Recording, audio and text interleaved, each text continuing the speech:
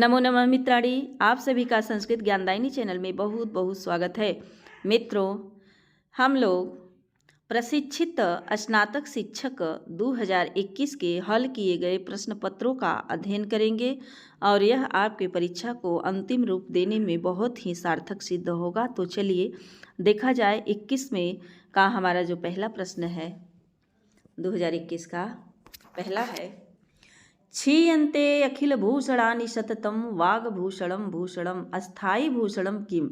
तो इसमें कह रहा है कि सभी आभूषण नष्ट हो जाते हैं लेकिन वाणी रूपी आभूषण जो है निरंतर चलता रहता है। तो कह रहे हैं अस्थाई आभूषण कौन सा है, अस्थाई रूप से रहने वाला। तो वाणी रूपी आभूषण जो है वह अस्थाई रूप से रहने वाला आभूषण है। आपका दिया है क्षीयन्ते। क्षीयन्ते में छी से लट लकार प्रथम पुरुष बहुवचन का रूप क्षीयन्ते हो जाएगा। और अखिल भूषणानि क्षीयन्ते खिल, तो यहाँ पर आपका अतोर और अप्लुताद अप्लुते से यहाँ संधि कार्य हो जाएगा। और अखिल भूषणानि में आपका कर्मधारय समास हो जाएगा कि आभूषण कैसे हैं, तो अखिल यानी संपूर्ण आभूषण, तो हो जाएगा कर्मधारय समास अखिलानि भूषणानि।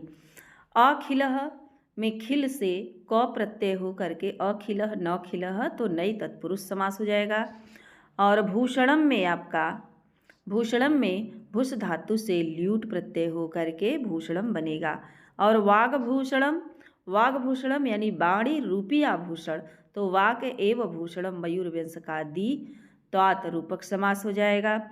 सततम जो है सततम, तो सम उपसर्ग पूर्वक तन विस्तारे धातु से क्त प्रत्यय कर देंगे, सत्तम बन जाएगा। और भूषणम में फिर आपका क्या है, ल्यूट प्रत्यय हो जाएगा। यह पंक्ति किस पद्धति से है ऐसा पूछता है, तो आप विद्वत पद्धति से बताएंगे। और कौन सा इसमें छंद है, तो शार्दूल विक्रीडित छंद है। केयूराणि न भूषयन्ति पुरुषम् हारा न चन्द्रोज्ज्वला न स्नानं न विलेपनं न कुसुमं नालङ्कृता मूर्धजाः वाडेकाशमलङ्करोति पुरुषं या संस्कृता धार्यते क्षीयन्ते खिलभूषणानि सततं वाग्भूषणं भूषणम्। आगे है कि भर्तृहरि किस काव्य के प्रणेता माने जाते हैं, तो मुक्तक काव्य के प्रणेता माने जाते हैं। नीति शतकम जो है 111 श्लोक है, श्रृंगार शतकम में 103 श्लोक है और वैराग्य शतकम 111 श्लोक है। तो ये तीनों क्या हैं, इनके मुक्तक काव्य हैं। इन्हीं के द्वारा लिखा गया वाक्य पदीयम है जो कि व्याकरण ग्रंथ है। और इनके पिता का नाम पूछे कि क्या था, तो इनके पिता का नाम गंधर्वसेन। और ये गंधर्वसेन कहाँ के थे, तो मालव देश के राजा थे। इनकी पत्नी का नाम पूछता है कि क्या था, तो पिंगला।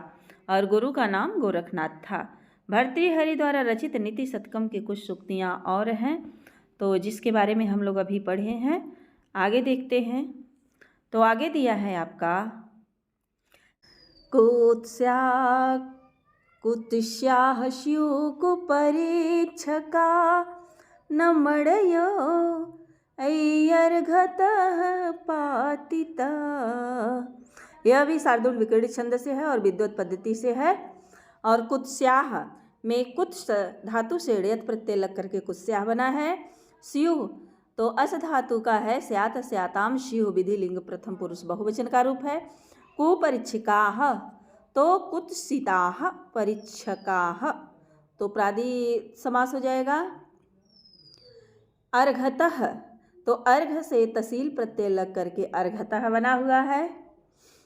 और इसका अर्थ है कि कुस्यासु कुपरीक्षिका न मड़यः, माने कि जो जौहरी होते हैं, कुपरीक्षक माने कि जो रत्नों के पारखी अर्थात जौहरी जो होते हैं वही कुत्सित होते हैं, न मड़यः मड़िया नहीं। ऐह यही पद से लिया है जौहरी को कि जो अर्घतः पातिता यानी कि मड़ियों के मूल्य को गिरा देते हैं। अगली पंक्ति है सत्संगति कथय किम न करोति पुंसाम। यहाँ सत्संगति पुरुषों की क्या क्या नहीं करती है, अर्थात सब कुछ करती है। यहाँ पुंसाम में षष्ठी विभक्ति जो हुई है कर्ति कर्मणों कृति से हुई है और कह रहे हैं कि यह भी विद्वत पद्धति का ही है और वसंत तिलका छंद है। उक्ता वसंत तिलका तवजा जगौगह। कह रहे हैं कि बताइए कि सत्संगति कथय किम न करोति पुरुषाम, जो सत्संगति यानी अच्छी संगति होती है पुरुषों की क्या नहीं करती, अर्थात सब कुछ करती है। तो इसमें हम लोग सत्संगति में देखते हैं तो सताम संगति ही सतसंगति षष्ठी तत्पुरुष समास हो जाएगा सत्संगति में। और इसी में सतीह संगति कर लेंगे विग्रह तो कर्मधारय समास हो जाएगा। और पुंसाम तो पुंसाम में आपका पूषे डुमसुन प्रत्यय है और किम न करोति कुरुतः कुर्वन्ति। क्री धातु लट लकार प्रथम पुरुष एक वचन का रूप है करोति। और इसमें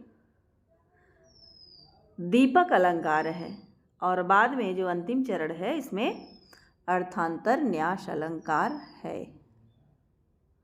माने पूरे श्लोक में दीपक अलंकार और लास्ट वाली लाइन जो दिया है हमारे सामने उसमें क्या है, अर्थांतर न्यास अलंकार है। जाड्यम धियो हरति सिंचति वाचि सत्यम मानोन्नतिम दिशति पापमपाकरोति चेतः प्रसादयति दीक्षुतनोति कीर्तिम सत्संगति कथय किम न करोति पुरुषाम। सत्संगति पुरुषों की क्या नहीं करती है, अर्थात सब कुछ करती है।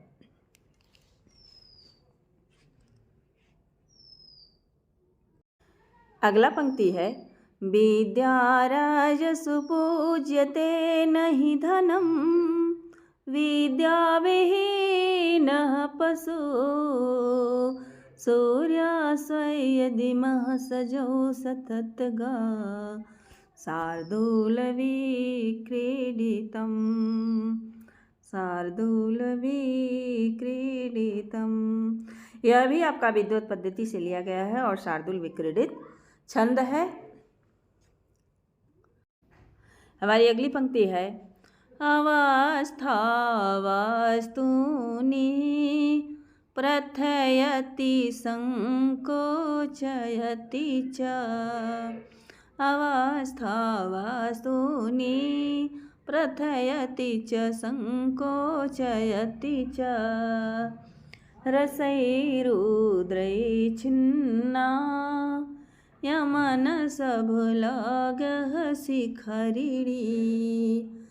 यानी कहने का है कि अवस्था वस्तूनि माने धनिकों की जो अवस्थाएं होती हैं वही वस्तूनि माने वस्तुओं को प्रथयति असंकोचयति च, वस्तुओं को जो है बड़ा बनाती है, प्रथयति बड़ा बनाती है, उसका विस्तार करती है, या संकोचयति च माने उसे छोटा बनाती है। यह भी हमारा अर्थ पद्धति से लिया गया है और शिखरणी छंद में है।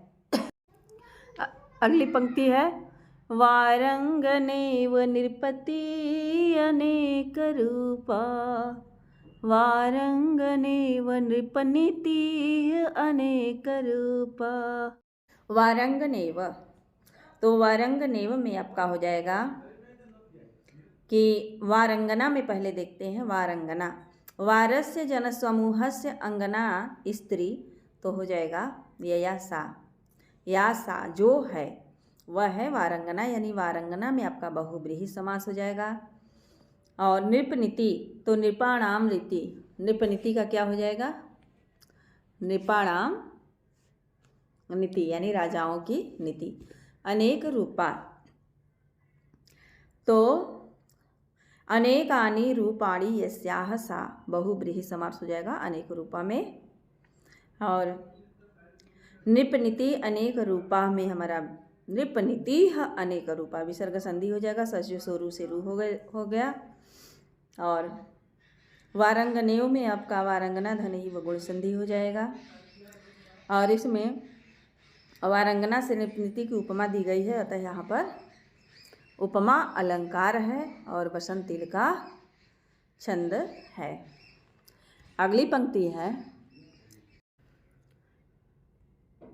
नाना फलं फलति कल्पलतेव भूमिः उक्ता वसंत तिलका तभजा जगौगः।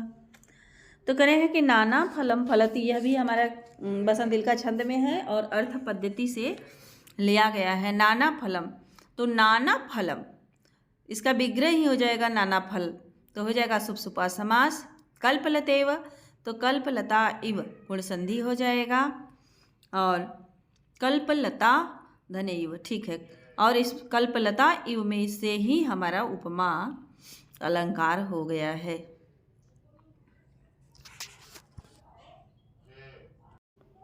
अगला है, सर्वे गुणकांचनम् आश्रयन्ते, सर्वे गुणकांचनम् आश्रयन्ते, तो यह उपजाति छंद में है और सारे गुण सोने में ही रहते हैं। सर्वे गुणा, सारे गुण सोने का ही आश्रय लेते हैं, अतः यहाँ पर कौन सा अलंकार है, तो अतिशयोक्ति अलंकार है। और